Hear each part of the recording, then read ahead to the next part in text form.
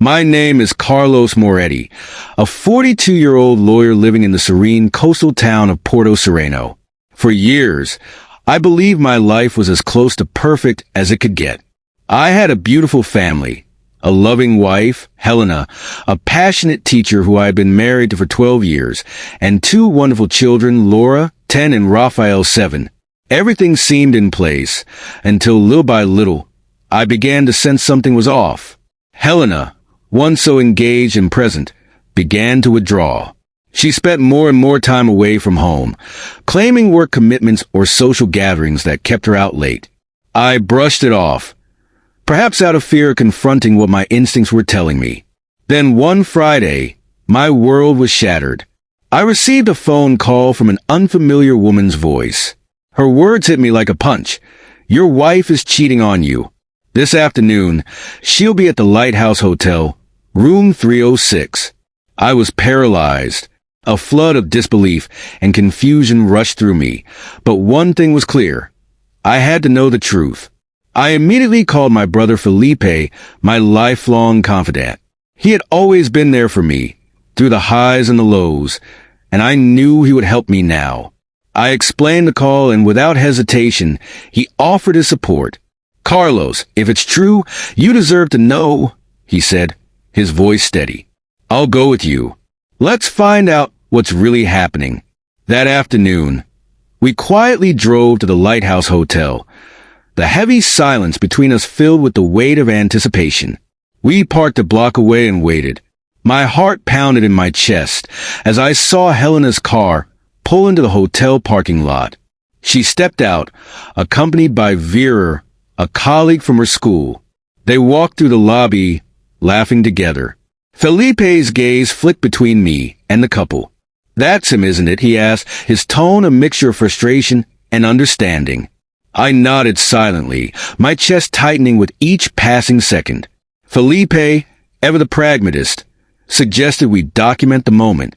He snapped a few photos with his phone, then turned to me. "This might be important," he said, "but you need to decide. Do you confront them now, or wait and think things through?" I was tempted to rush in, to demand answers right then and there, but something held me back. Felipe was right. Rushing in without knowing everything could lead to even more pain. Reluctantly, I agreed to wait. We stayed in the car, watching as Helena and Vera disappeared into room 306. The agony of not knowing, of not being able to act, was unbearable. After what felt like an eternity, I couldn't wait any longer. My mind made up, I motioned to Felipe, and we went inside. We knocked on the door with force, my breath shallow as I prepared for the confrontation. When Helena opened the door, her face drained of color, she looked as though she had seen a ghost. "Carlos, what are you doing here?" she stammered, panic creeping into her voice. Behind her, Vera looked equally startled. Without hesitation, I spoke, my voice firm despite the storm of emotions raging inside me. "We need to talk." I pushed past Helena, and Felipe, ever protective, blocked her attempt to shut the door. "You owe him this, Helena," Felipe said, his voice cutting through the tension. We stepped into the room, the atmosphere thick with betrayal. I pulled out the photos Felipe had taken, proof of the lies, the deceit. "This is it. This is how you destroy 12 years of marriage," I asked, my voice trembling with hurt and anger. Helena started crying, her words a jumble of excuses and pleas. But before she could continue, Vera, clearly uncomfortable, tried to explain himself. "It's not what it looks like," he said, but Felipe cut him off sharply. "I think you've done enough damage already. It's time for you to leave," he said, his tone final. Vera, clearly defeated, left without another word. The room was silent, save for Helena's sobs. She sank onto the bed, her body racked with tears. I stood there, torn between the love I once felt for her and the pain of her betrayal. "I can explain," Helena began, but I couldn't let her finish. "I don't want to hear it," I interrupted, my voice sharp with frustration. "What I want to hear, Helena, is how you chose another man over your family. How you destroyed the trust one had in you. I stormed out of the room, my heart heavy with a mix of relief from confronting the truth and the hollow emptiness left by the betrayal. Felipe, sensing my turmoil, tried to offer comfort as we descended the hotel stairs. "Carlos, you did what you needed to do," he said quietly. "Now it's time to focus on the next step." 2 days later, as I sat in the living room, grappling with the emotional aftermath, the doorbell rang. I opened the door to find Helena standing there, her face swollen from crying. "Carlos, please, we need to talk," she pleaded, her voice trembling. I crossed my arms, trying to keep my composure, though the anger still simmered inside me. "Talk, Helena," I said coldly, "but don't expect me to forgive you easily." She stepped inside, looking lost and vulnerable. I don't even know where to begin," she whispered, wiping her eyes. "Carlos, I made a terrible mistake, but it wasn't because I stopped loving you. I felt so alone. You were always busy, so distant. Vir, he just listened. He gave me attention. I don't know how it happened. My anger erupted, uncontrollable. How did it happen? You left our home. You went to a hotel with another man. And you honestly think that I wouldn't find out? That this wouldn't destroy everything?" Her sobs intensified, her words stammering through her tears. "I didn't want it to be like this. It was a moment of weakness. Carlos, I swear, nothing else happened. Please believe me. I still love you." I shook my head in disbelief, my voice a mixture of hurt and rage. "Love? This is love to you? Deceiving the person who stood by your side for over a decade? You say it was a mistake, but how can I believe anything you say now?"